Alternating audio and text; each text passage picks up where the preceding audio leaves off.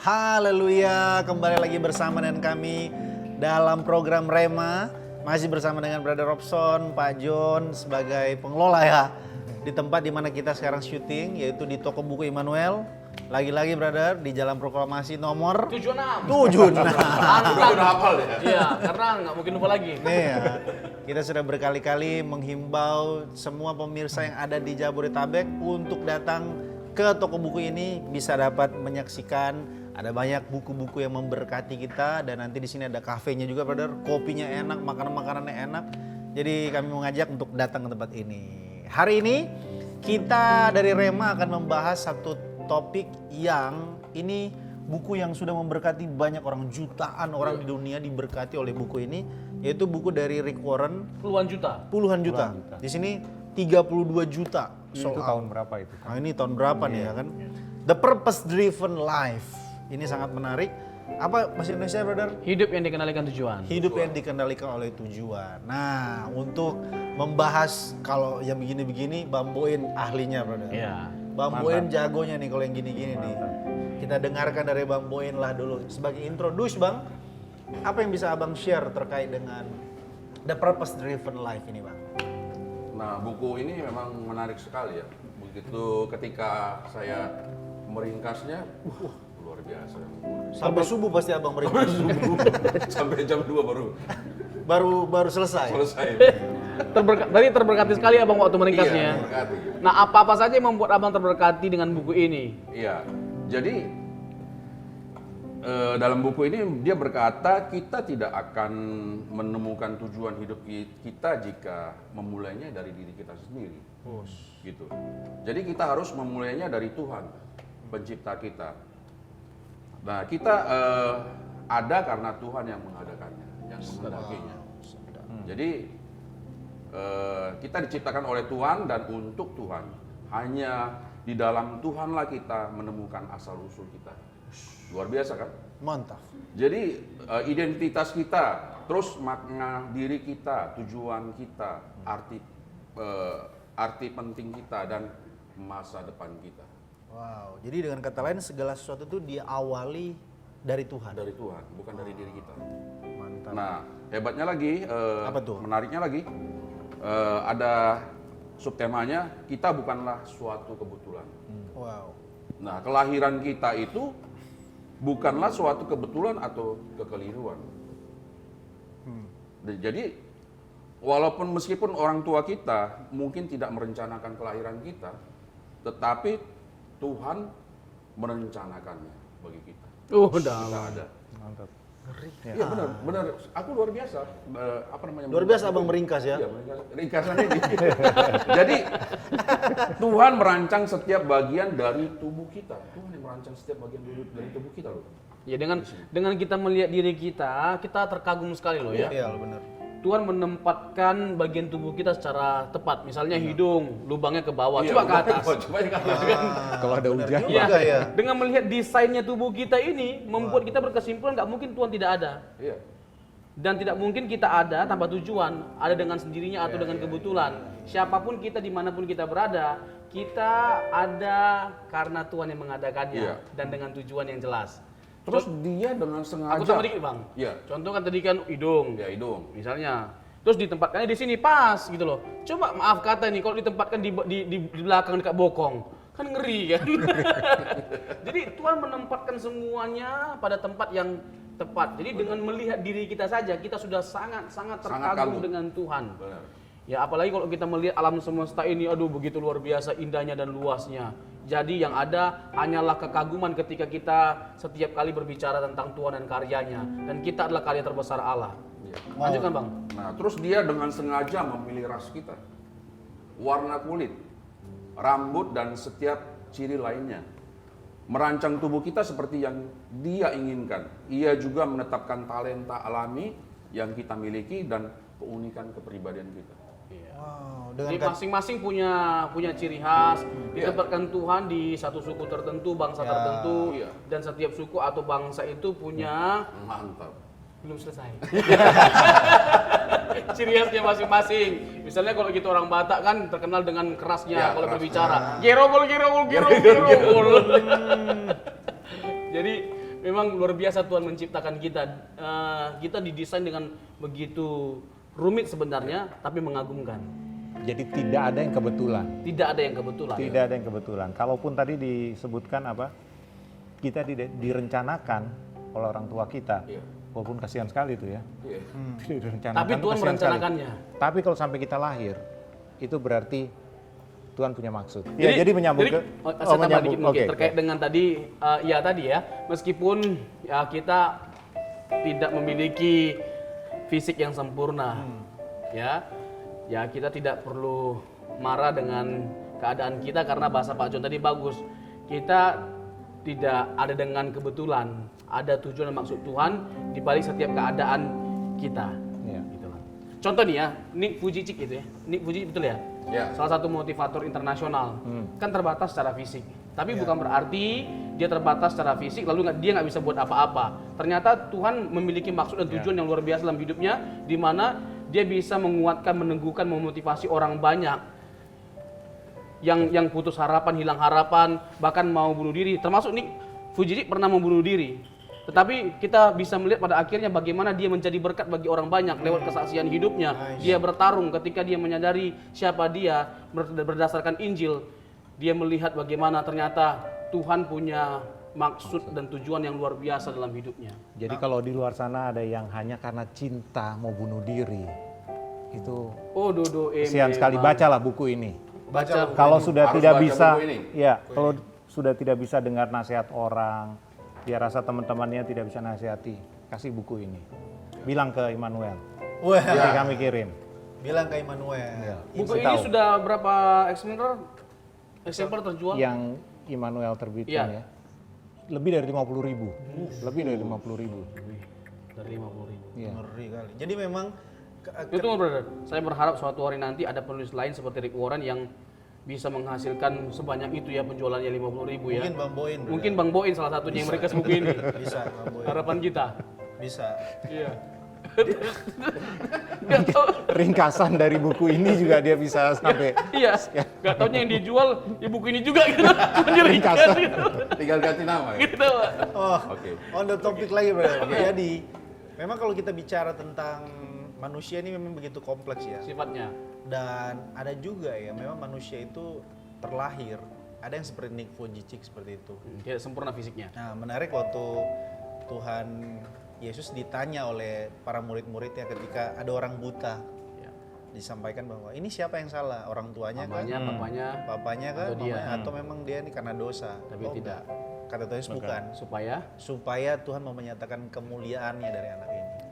Nah, salah satu dari bahan ringkasan yang tadi Bang Boen sudah sampaikan ini, bahwa menarik di sini karena aku suka dengan filsafat. Ini para filsuf ternyata sejak purbakala, sejak sebelum Masehi pun, sebelum Tuhan Yesus sudah berupaya untuk menemukan makna dari hidup ini, tujuan dari hidup ini. Dan pada akhirnya sebagian besar mereka menyatakan bahwa untuk dapat menemukan tujuan hidup ini tidak bisa tidak kembali lagi kepada yang menciptakan hidup ini. ya. Harus tahu siapa yang mencipta kita. Hanya orang yang menciptakan misalnya let's say lah HP Samsung yang tahu benar-benar Samsung itu seperti apa. Semua fiturnya, semua aplikasi, semua hanya orang yang menciptakan Samsung yang tahu seperti apa Samsung itu sendiri. Begitu pula dengan kita manusia, yang paling tahu diri kita itu ya Tuhan yang menciptakan kita. Tadi kalau kata Bang Boen bahwa tidak ada yang kebetulan atas hidup ini.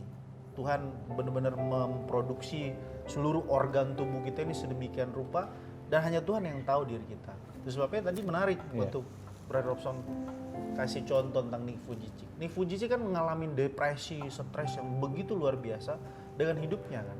Tapi satu momen di mana dia menyadari bahwa oh ini aku milik Tuhan. Aku harus kembali kepada Tuhan. Dan akhirnya dia bisa maksimal, bisa produktif dalam hidup dan jadi berkat. Dan Tuhan sediakan manual booknya. Kita pernah bahas beberapa waktu lalu. Unlocking the Bible itu. Ada manual booknya, Alkitab. Jadi kalau kita tidak tahu tujuan hidup kita, kembalilah kepada manual book kita, gitu kan. Kalau ada masalah, itu kan. Kita pernah bahas beberapa waktu lalu. Yap. Nyambung tadi yang Bang Boy sampaikan, kita bukanlah kebetulan Di sini Bang Boyin nulis bahwa Tuhan menetapkan bagaimana kita dilahirkan tanpa melihat kondisi kelahiran dan siapa orang tua kita. Tuhan mempunyai rencana ketika menciptakan kita. Tidak masalah entah orang tua kita baik, buruk, acu tak acu, walaupun ada orang tua yang tidak sah, tidak ada anak yang tidak sah. Jadi motivasi Tuhan menciptakan kita adalah kasih-Nya. Kasihnya. Ya, Kasih Tuhan. betul. Sama seperti Israel Houghton kan juga begitu sebetulnya ya. Sebetulnya dia lahirnya itu kan secara tidak punya ayah kan itu sebetulnya. Tapi karena ibunya terus bilang dia mau pertahankan ini anak, tidak mau digugurkan, akhirnya dia persembahkan untuk Tuhan dan jadi ya oke lah, mungkin akhir hidupnya kita sempat tahu, tapi paling tidak itu contoh bahwa kita lahir itu tidak kebetulan. Ya, jadi memang kita harus punya awareness itu ya. Awareness bahwa kita ini lahir karena kasih Kristus terhadap hidup kita. Kalau Ya. pernah kan ada buku ini. Ya, Ada, masih menyambung terkait dengan kelemahan dan kekurangan. Sebenarnya kelemahan dan kekurangan itu bukan menjadi masalah kalau kita menjalaninya bersama dengan Tuhan. Menjadi masalah kalau kita tidak menjalaninya bersama dengan Tuhan. Jadi ini ada satu peristiwa ya. Kalau nggak salah dia seorang atlet renang. Lalu karena ada kecelakaan, ya dia akhirnya memakai kursi roda, nggak bisa lagi normal jalan. Lalu diwawancarai dia suatu kali, apakah kamu menyesal dengan keadaan kamu yang sekarang ini? Dia bilang dengan dia memakai kursi roda, akhirnya dia bisa dekat dengan Tuhan. Aku terlebih senang menggunakan kursi roda tapi berjalan bersama dengan Tuhan daripada aku bisa berjalan tapi tidak bersama dengan Tuhan. Jadi ya yang paling penting itu adalah ini prinsip ini ya. Kebahagiaan itu datang ketika kita belajar untuk menikmati Tuhan dalam segala situasi kehidupan kita. Disitulah kebahagiaan atau damai sejahtera. Jadi merdeka kita kalau kita belajar menjalani kehidupan kita bersama dengan Tuhan. Jadi merdeka kita, apapun rintangan tantangannya. Kalau bicara kekurangan atau kelemahan, siapa sih nggak ada kekurangan? Siapa sih nggak ada kelemahan? Tetapi semuanya itu bisa berubah, mendatangkan sesuatu yang baik, ya positif bagi setiap kita kalau kita dengan benar menyikapi semuanya. Tentunya itu terkait dengan apa? Tujuan kehidupan. Temukan dulu tujuan kehidupan kita. Temukan dulu tujuan kehidupan kita, baru kita bisa dengan benar menjalani kehidupan kita dan menyikapi semua masalah dalam hidup kita. Dan waktu kita mau temukan, tanyanya ke tempat yang benar. Ya. Alkitab dan tanya kepada Tuhan Yes, yang the menciptakan Bible is the kita. answer. Nah nanti ini kan baru poin pertama. Nanti ada beberapa poin yang banyak lagi yang akan dibahas oleh Bang Boyin. Ya Bang, setelah ini kita bahas lebih jauh. Tidak ada yang kebetulan, lalu nanti ada poin-poin selanjutnya. Kopi dulu lah Bang.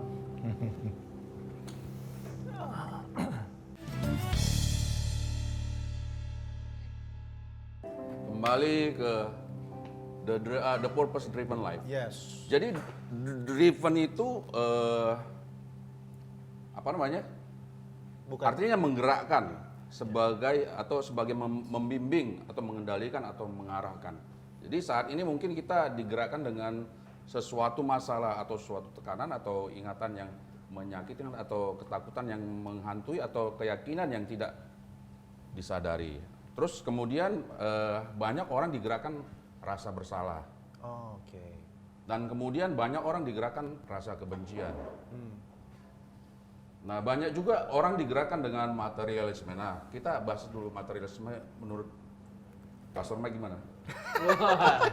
Langsung Ini dilempar. Langsung dilempar, Dia ya. cuma bilang poin-poinnya, lalu penjelasannya dilempar ke kita. Bang Boyin. Jadi dorongan untuk selalu menginginkan lebih banyak itu didasarkan pada konsepsi yang keliru yang mengatakan bahwa memiliki lebih banyak akan membuatku merasa lebih bahagia, lebih penting dan lebih aman. Nah, menurut gimana? Aku teringat ya salah satu filsuf Blaise Pascal ya. Dia pernah berkata bahwa ada satu rongga kosong di dalam diri kita yang tidak bisa diisi oleh apapun. Mau harta, mau uang, mau seks atau power atau apapun itu, tidak ada yang dapat mengisi kekosongan itu selain daripada ya ada orang mencoba pencipta untuk itu. mengisinya dengan kemabukan, Ya. pesta, seks, kekuasaan, tapi tetap kosong. Tetap kosong, tetap Kenapa? kosong. Why? Ya karena Only dia God. tidak mengisinya dengan Tuhan. Nah kalau tadi pembahasan di awal bahwa segala sesuatu ini diawali oleh Tuhan. Ya. Tuhan lah yang mengadakan kita ada. Jadi satu rongga itu harus diisi oleh Tuhan. Mungkin bisa dibaca Kolose 1 ayat 16. Oh, Kolose 16 boleh. 1 ayat 16. Nah, sambil Dengan apa yang brother bacakan, jelaskan tadi. Kolose 1 ayat 16. Karena di dalam Dialah telah diciptakan segala sesuatu yang ada di sorga, yang ada di bumi, yang kelihatan dan tidak kelihatan, baik singgasana maupun kerajaan, baik pemerintah maupun penguasa, segala sesuatu diciptakan oleh Dia dan untuk Dia. Dan mengapa kita mempersembahkan semuanya untuk kemuliaan Tuhan? Karena segala sesuatu berasal dari Tuhan. Ya, salah satu ayat atau teks dalam Alkitab yang aku paling suka mengutip terkait dengan seseorang yang digerakkan oleh materialisme itu. Tuhan Yesus pernah berkata bahwa apa gunanya seseorang memiliki seluruh dunia ini kalau dia kehilangan nyawanya. Jadi kita kan tadi kata Bang Boyin bahwa hati kita ini digerakkan untuk supaya mendapatkan more and more, lebih banyak lagi Materi. dalam hal materi. Tapi Tuhan Yesus memberikan sebuah paradoksal kehidupan bahwa kita memiliki segala sesuatu itu tidak ada gunanya Ya. kalau kita kehilangan nyawa kita, atau dengan kata lain kita kehilangan pikiran perasaan Kristus atau keselamatan itu sendiri. Jadi memang kalau bicara digerakkan oleh materialisme, ada banyak orang di luar sana. Alkitab katakan akar dari segala sesuatu itu akar dari segala kejahatan adalah Cinta uang. cinta uang. Bukan uangnya loh, bukan materinya loh. Kita pernah bahas itu. Uang Itu nggak ada dia. salahnya, kita pernah bahas itu. Tapi Yang salah itu cinta. hati kita terpaut terhadap materi itu. Jadi dalam buku ini mendeskripsikan kepada kita untuk jangan kita kemudian orang itu zaman sekarang kan cuan kan. Uang dan uang. Kita pergi pagi, pulang malam hanya demi uang. Digerakkan oleh materi, gimana kita bisa dapat materi. Dan ternyata itu bukan hal yang paling mendasar dalam kehidupan ini. Ya. Yang paling mendasar itu adalah tujuan kita adalah Tuhan. Ya. Dengan menggunakan uang. Ya, Lukas pasal 16 itu nanti ya kita baca. Mempergunakan uang untuk Jadi mendapatkan mamon kebenaran. atau uang adalah alat Tuhan sebagai tujuan. Ya. Jangan sampai sebaliknya kita menjadikan mamon atau uang sebagai tujuan, tujuan. lalu kita memperalat Tuhan. Nah, Nah, itu yang salah. menarik nih ya, Lukas pasal 12 konteksnya mengenai orang kaya yang bodoh. Nah, itu menarik. Di ayat 15 ini ya, katanya lagi kepada mereka. Sorry brother, emang ada orang kaya yang bodoh? Nah, bodohnya itu karena apa dulu? Rata-rata kan orang kaya kan pasti pinter-pinter dong. Menarik ya. Jadi tersinggung. Wes. Aku jadi tersinggung. Kenapa Abang tuh? kaya kemurahan. Aku tahu Bang Gun, kaya dengan ketulusan. Nah, Lukas 12 ayat 15 ya. Oh 15 nih ya. Di Matius 19 juga ada berbicara tentang orang kaya, anak muda yang kaya ya. Yap. Nah, ini di Lukas pasal 12 orang kaya yang bodoh. Di ayat 15-nya ini masih terkait dengan apa yang kita diskusikan. Katanya lagi kepada mereka, berjaga-jagalah dan waspadalah terhadap segala ketamakan. Tuhan memberikan warning. Yap. Sebab walaupun seseorang berlimpah-limpah hartanya, hidupnya tidaklah tergantung daripada kekayaannya itu. Nah, orang kaya ini, dia itu banyak sekali berbicara tentang aku. Nah, hati-hati ya. Apapun pencapaian kita, prestasi kita, itu semua karena Tuhan dan berasal dari Tuhan. Dan ya Tuhan harus menjadi pusatnya dong dalam hidup kita. Karena semuanya berasal dari Dia, ya kita harus menjadikan Dia sebagai pusat kehidupan kita, bukan kita. Jadi jangan aku, semuanya karena aku, ini punya aku. Nanti aku mau begini, mau begitu. Nah, kita memikirkan semuanya ini tanpa kita memikirkan Tuhanlah yang menyebabkan semuanya itu terjadi gitu loh. Apalagi kebaikan, prestasi yang kita miliki itu semua karena Tuhan. Nah, nanti bisa dibaca ya Lukas pasal yang ke-12 ayat 13 sampai dengan ayat 21. Ayat 21, demikianlah jadinya dengan orang yang mengumpulkan harta bagi dirinya sendiri, jikalau ia tidak kaya di hadapan Allah, sia-sia semuanya. Bahkan pengkhotbah sudah mengatakan segala sesuatu sia-sia. Dari awal dia tekankan itu. Yang menuliskan itu menurut kita adalah Salomo. Dan yang ngomong ini adalah seorang yang punya semuanya. Dia punya pengalaman, ternyata sekalipun punya semuanya menjadi sia-sia tanpa Tuhan. Iya. Segala sesuatu menjadi sia-sia kalau kita tidak menikmati bersama Tuhan. Jadi tidak ada orang yang sehebat Salomo di dunia ini. Harusnya kan begitu. Iya. Kalau dia di masa tuanya setelah dia melewati hidup, dia bilang akhirnya semuanya kesia-siaan. Buat apa kita kejar sesuatu yang sia-sia? Kan begitu ya. Iya.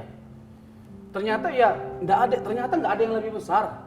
Ternyata nggak ada yang lebih menggairahkan, membahagiakan selain hidup di dalam Tuhan. Iya. Itu pada akhirnya itu pesan atau inti yang disampaikan oleh kitab pengkhotbah. Jadi semua di dunia ini usaha menjaring angin pada akhirnya, entah apapun itu. Nah, kita kembali kepada natur kita, kembali kepada tujuan kita. Kita diciptakan oleh Tuhan, sadari itu dan jadikan dia segala-galanya dalam kehidupan kita supaya kita tidak jadi kecewa. Kenapa kita jadi kecewa? Karena kita mencoba untuk menikmati segala sesuatu di luar Tuhan. Atau kita merasa jadi tidak bahagia kalau kita hidup dalam Tuhan. Padahal dia sumber kebahagiaan itu dan dia yang paling tahu bagaimana cara membuat kita bahagia. Ya. Gitu. Nice. Jadi memang kalau bicara materialisme ya, orang digerakkan oleh materialisme. Mungkin kita bicara seperti ini sangat mudah sekali. Tapi kalau kita dijumpai atau kita dibenturkan dengan realitas yang ada, kira-kira Bang Boen kalau misalnya ada yang nawarin, Bang Boen hari ini aku kasih ke Bang Boen 5 miliar, tapi Bang Boen jangan percaya Yesus, apa jawabmu? Bang? Tolak Yesus. Tolak Yesus. Ya, Lama jawabnya, brother. nggak gampang. Nah, itu tapi dia lagi ingat ini rumah kontrakan belum bayar, anak sekolah 2 bulan. Gak Boleh apa-apa juga. tapi kalau 5 miliar masih belum berpikir ya. Tapi kalau misalnya 2 triliun. Ngeri kali Nah, kalau itu. 2 triliun. Masalahnya enggak ada yang mau kasih 2 triliun. Jadi enggak terpikirkan. Enggak, karena emang ini- Kalau 5 daripada- miliar masih kita masih ini nggak apa-apa. ya ini contoh real. Ya. Ada orang yang bisa menjual imannya atau yang lain Hanya karena uang atau jabatan atau menukarkan, seks. seperti si Yudas kan. Yudas kemudian kan 30 keping perak. menukarkan imannya dengan materialis itu. Jadi jangan berpikir 30 bahwa nggak keping mungkin lah aku perak. bisa meninggalkan imanku lah. Yudas itu murid Yesus, Iya. menjual Yesus Iya, bersama iya. dengan Yesus, tidur bersama dengan Yesus, Setiap makan hari bersama dengan Tuhan Yesus. Almost every day for 3 years. Ya. Tapi pada akhirnya apa? Hasilnya Yesus pun dijual. Nah, itu Coba dia. bayangkan. Jadi jangan berpikir bahwa tidak mungkinlah ada orang yang bisa meninggalkan Yesus pelayan Tuhan atau pendeta. Cuma dengan Banyak. uang. Itu murid Yesus Yudas. Banyak. Itu drivernya salah itu ya, Yudas itu. Yang Ya, pas drivernya tadi ya. Salah. Kembali lagi ke situ ya. Ya. Yang mendrive dia. Apa yang mengendalikan hidup kita? Jadi Tujuan. bagaimana hidup kita, masa depan kita, pokoknya segala sesuatu tentang kehidupan kita bergantung pada apa yang menjadi tujuan dalam kehidupan kita. ya. Kalau kita misalnya mau mencari pasangan, cari juga pasangan yang memiliki tujuan yang sama dengan kita, Ya. di mana kita memuliakan nama Tuhan. Seperti Pak John dapat ibu, ya kan? Ais. Sama tujuannya. Jadi bahagia. Wajah Pak John Iyalah. bahagia selalu. Makanya Happy. kita harus cari betul Happy. dari Pak John. Habis ini diskon berapa persen saya Pak? Bukannya udah selama ini kasih diskon. Tapi mesti diingat brother satu lagi. Ketahuan dia. Selain tujuannya sama, mesti tahu Ngapa tuh? beda jenis kelamin. Nah itu dia. Salah satu yang perlu ditekankan oleh pendeta dalam Jangan sampai setiap sama. konseling pranikah, selain menekankan pilihlah yang seiman, yang kedua pilihlah yang beda jenis kelamin. Nah, Itu jangankan kita yang tidak mampu lihat, kucing pun tidak mampu lihat. Meong. oke, balik lagi ke masalah digerakkan oleh Apa yang menggerakkan kita? apa yang menggerakkan kita. Iya. Bahwa apa yang menggerakkan kita itu akan menentukan tujuan hidup kita, Iya. ya kan? Iya. Tadi digerakkan oleh materialisme. Lalu ada juga tadi menarik digerakkan oleh rasa bersalah, digerakkan oleh kebencian. Kekuasaan. Ada banyak orang yang Iya. apa namanya tuh dia karena benci sama seseorang, karena iri hati sama seseorang, maka dia tadi kalau bahasa berada bagus, merusak semuanya, merusak pelayanan, merusak orang di sekitarnya, melukai orang di sekitarnya. Hanya orang luka yang bisa melukai orang lain kan, sering melukai orang lain. Ini aku kutip dari Bang Boen. Aku tambahkan dikit lagi ya. Nah. Kebencian tidak memberikan keuntungan apapun, sedikit pun. Iya. Tidak berfaedah, tidak memiliki manfaat sama sekali. Toksik. Bahkan Tidak. Alkitab dengan gamblang mengatakan bahwa kalau engkau membenci, engkau sudah membunuh. Ya. Jadi Sadis. nggak perlu kita melakukan pembunuhan secara fisik, tapi dengan kita membenci seseorang, kita sudah melakukan pembunuhan. Jadi standar kualitas hidup, moralitas dari orang Kristen itu tinggi sekali. Ya. Kita berzina itu bukan bersentuhan fisik, memikirkannya saja Ya. tidak boleh gitu loh. Jadi betapa kita harus menjalani kehidupan kita dengan benar, dan lagi-lagi itu semua bergantung pada apa yang menjadi tujuan Ya. dalam kehidupan kita. Bahkan Oh iya. Oke, Iya, sorry. iya, iya, Bahkan Pak ada yang John. di situ ditulis yang menggerakkan tuh hanya kadang-kadang keinginan untuk bisa diterima di kelompok Iya. tertentu. Itu aja Iya, itu bisa aja salah bisa dalam salah. pelayanan, itu bisa salah itu. Diterima supaya dikagumi, dipuji, udah banyak melakukan sesuatu lalu nggak dihargai, lalu merasa marah. Karena apa? Dia menganggap bahwa dia merasa berhak untuk menerima pujian. Seharusnya yang berhak untuk menerima pujian itu Tuhan. Dan kalaupun kita mau dipuji, biar Tuhan yang memuji kita. Kalau kita sudah melakukan sesuatu yang terbaik untuk orang banyak, biarlah Tuhan yang memperhitungkan semuanya itu. Gak mungkin Tuhan tidak perhitungkan, pasti Tuhan perhitungkan. Nah, berhubung dengan kebencian tadi, Apa tuh Bang? nah kebencian akan menyakiti diri kita sendiri dari orang yang kita benci. Nah, terus sakit hati yang dipelihara akan membuat jiwa kita sakit. Wow. Waduh. Dan memang Nah, orang yang intelektual sekalipun, ketika mereka memelihara kebencian dan sakit hati, akan kelihatan seperti orang yang tidak berpendidikan. wow. Jadi orang-orang intelek, orang-orang yang berpendidikan sekalipun kalau dia memiliki rasa kebencian jadi tidak terlihat berpendidikan ya. Bang? Wah, termasuk hamba Tuhan itu saya rasa. Jadi bahkan hamba Tuhan pun terlihat tidak berpendidikan kalau dia dipenuhi dengan kebencian, kepahitan, nggak jadi berkat, nggak damai sejahtera. Ketika dia menyampaikan sesuatu yang keluar itu apa? Kata-kata yang penuh dengan caci makian juga, emosi yang dikedepankan pada akhirnya. Orang yang hidup dengan penuh kebencian itu lain loh. Ya. Dia nggak bisa jadi berkat. Iya. Bayangin ya, beda dengan Daud yang sudah mau dibunuh oleh Saul, dia bilang saya tidak akan menjamah karena Iya. dia Adalah orang yang diurapi oleh Tuhan. Coba bayangkan, Nggak ada berulang kebencian, kali ya. Saul mencoba untuk membunuh Daud, tetapi berulang kali juga Daud mengampuni Saul. Banyak orang yang pernah menyakiti kita, tapi kita harus belajar sebagaimana Kristus telah mengampuni setiap kita. Kita juga harus mengampuni setiap orang yang telah menyakiti kita. Seberapa besar pun kesalahan yang mereka lakukan, seberapa sering, kita harus ingat bahwa kita adalah orang yang telah diampuni oleh Tuhan. Kita tidak berhak menahan pengampunan, Yap. karena kita tahu dengan pengampunanlah kita dipulihkan. jadi tidak boleh ada kebencian. Tidak ada kebencian. Jangan sama sekali karena memang salah satu dosa yang tidak bisa diampuni itu selain menghujat Roh Kudus, dosanya adalah tidak mengampuni. Kalau Kalau kau tidak mengampuni, Bapamu ini di surga pun tidak akan mengampunimu. dah So, ampunilah. sangat bernilai sekali, mahal sekali harganya ketika kita mengampuni. Belajar kita untuk mengampuni sesuatu. Nggak bisa melupakan, apalagi Tuhan. Tetapi dengan kita melihat kepada Yesus, Ya. kita mengingat bahwa Harus. Nah, banyak kesalahan yang kita lakukan juga sudah diselesaikan di kayu salib. Jadi kalau jadi kita Ibu- harus ada pemulihan. Ya. Nah, kita tutup ya. Oh, Pak Ini John. makin Enggak, saya cuman mau- udah selesai, makin udah selesai. Enggak, saya cuma mau tambahkan. Ya. Kalau yang belum pernah baca akan rugi sekali. Ya, Betul-betul harus. Ini sudah di ini seluruh dunia hampir salah 40 satu juta buku kopi. yang wajib ada di rumah saudara.